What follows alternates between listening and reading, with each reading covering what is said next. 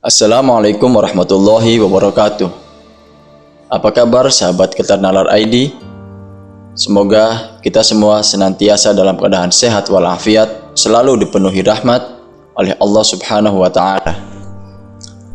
Sahabat Keternalar ID, sebelum kita membahas lengsernya Kiai Haji Abdurrahman Wahid dari jabatan presiden pada awal reformasi, ada baiknya kita singgung sedikit situasi politik sebelum era reformasi. Era reformasi di Indonesia dimulai pada tahun 1998, tepatnya saat kejatuhan Presiden Soeharto yang mengundurkan diri pada tanggal 21 Mei di tahun yang sama, akibat tekanan yang datang secara bertubi-tubi hingga kerusuhan yang terjadi di berbagai wilayah di dalam negeri. Posisi Presiden Soeharto kala itu digantikan oleh wakilnya, yaitu Bapak B.J. Habibie. Disinilah berakhirnya zaman Orde Baru dan digantikan oleh zaman reformasi. Saya memutuskan untuk menyatakan berhenti.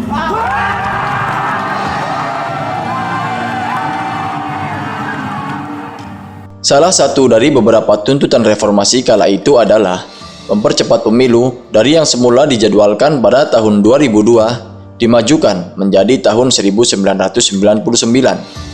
Sejarah mencatat, pemilu yang berlangsung pada tanggal 7 Juni tahun 1999 tersebut menjadi pemilu pertama di masa reformasi dan menjadi pemilu yang berbeda dengan pemilu-pemilu sebelumnya, yaitu pemilu pada masa Orde Baru. Pemilu pada masa Orde Baru hanya diikuti oleh dua partai dan satu golongan karya, atau kini lebih kita kenal dengan nama Partai Golkar. Pada pemilu tahun 1999, terdapat 48 partai peserta pemilu dari warna politik yang berbeda-beda. Dari 48 partai peserta pemilu tahun 1999, hanya 21 partai yang dinyatakan lolos dan berhak mendapatkan kursi di DPR. Pada saat itu, Partai Demokrasi Indonesia Perjuangan menjadi pemenang, disusul Partai Golkar, Partai Persatuan Pembangunan, Partai Kebangkitan Bangsa, dan Partai Amanat Nasional di posisi kelima besar.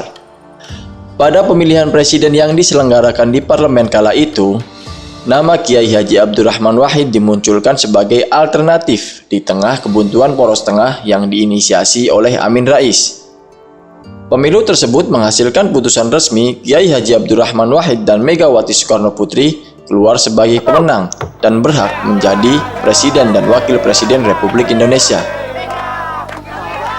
Walau sempat menjadi presiden, akan tetapi Kiai Haji Abdurrahman Wahid tidak sempat menjabat selama 5 tahun, sebagaimana masa jabatan yang telah diatur dalam Undang-Undang Republik Indonesia. Presiden Republik Indonesia masa jabatan 99 sampai tahun 2004.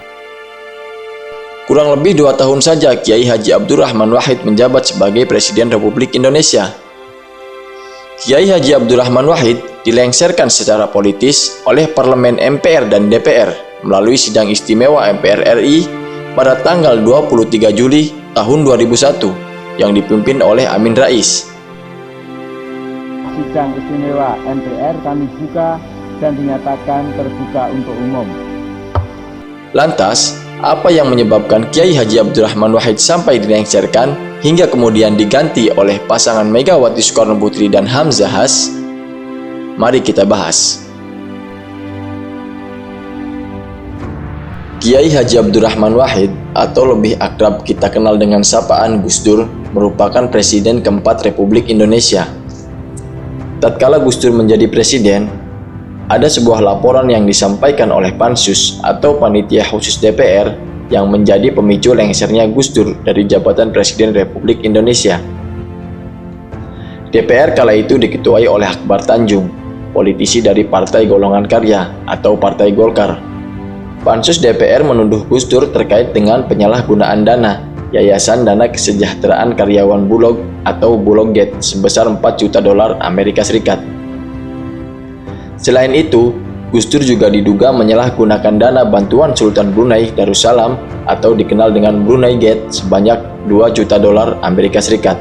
Berdasarkan tuduhan-tuduhan tersebut, Gus Dur dianggap telah melanggar Undang-Undang Dasar 1945 Pasal 9 tentang sumpah jabatan dan TAP MPR nomor 11/MPR/1998 tentang penyelenggaraan negara yang bebas KKN. Selama menjabat sebagai Presiden Republik Indonesia, Gus Dur mengeluarkan beberapa kebijakan yang dianggap kontroversial pada saat itu, yakni penghapusan TAP MPR yang membahas tentang Partai Komunis Indonesia atau PKI, melepas jabatan Yusuf Kala dan Laksamana Soekardi, hingga mengeluarkan dekret presiden yang berisikan tentang pembubaran parlemen.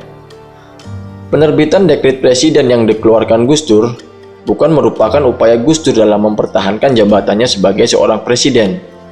Akan tetapi, itu adalah bentuk perlawanan Gus Dur terhadap para pelaku politik yang menggunakan langkah-langkah inkonstitusional dalam bermanuver politik. Menjelang pelengserannya, Gus Dur tak kuasa menahan air mata. Beliau menangis dalam pertemuan dengan sejumlah ulama-ulama di Istana Negara pada 22 Juli tahun 2001, sekitar pukul 11 malam. Pertemuan tersebut digelar untuk menyampaikan hasil kajian dari timnya dan mendengarkan wejangan dari para ulama-ulama terkait kondisi politik pada saat itu. Dalam pertemuan itu, Gus Dur meminta maaf kepada para ulama. Permintaan maaf itu disampaikan Gus Dur berkali-kali karena tidak berterus terang kepada para ulama yang selama ini menjadi salah satu sumber doa terkuatnya dalam mengemban amanah sebagai seorang Presiden Republik Indonesia tentang politik yang tengah dihadapinya saat itu. Gus Dur tidak ingin menambah beban para ulama dengan urusan politik. Gus Dur berharap dengan sikap yang diambilnya tersebut, para ulama tidak terlalu repot terbebani oleh urusan politik dan tidak ikut terlarut dalam urusan politik. Mungkin harapan Gus Dur adalah agar para ulama tetap merasa tenang, mendidik, dan mendampingi masyarakat dalam beragama, berbangsa, dan bernegara. Biarkan beban politik yang memenuhi pundaknya ia emban sendiri, dibantu oleh para ajudannya. Dengan didorong oleh dukungan para ulama yang selama ini menjadi pemandunya, lewat tengah malam pada tanggal 23 Juli 2001, Gus Dur resmi menerbitkan dekret presiden. Secara garis besar, isi dari dekret presiden tersebut memuat 3 hal, yakni membekukan MPR dan DPR, menyelenggarakan percepatan pemilu dalam waktu 1 tahun, serta membekukan Partai Golkar.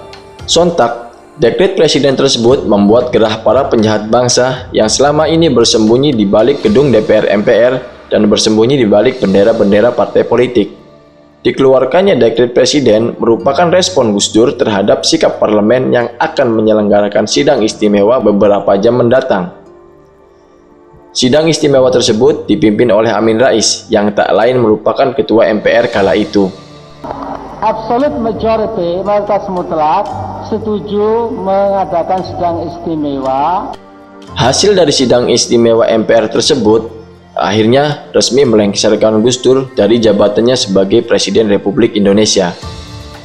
Gus Dur menangis, tangis Gus Dur pecah, bukan karena Gus Dur akan segera dilengsarkan, tetapi karena Gus Dur melihat adanya cinta, ketulusan, dan komitmen dari para ulama hingga para pendukungnya yang harus rela kecewa.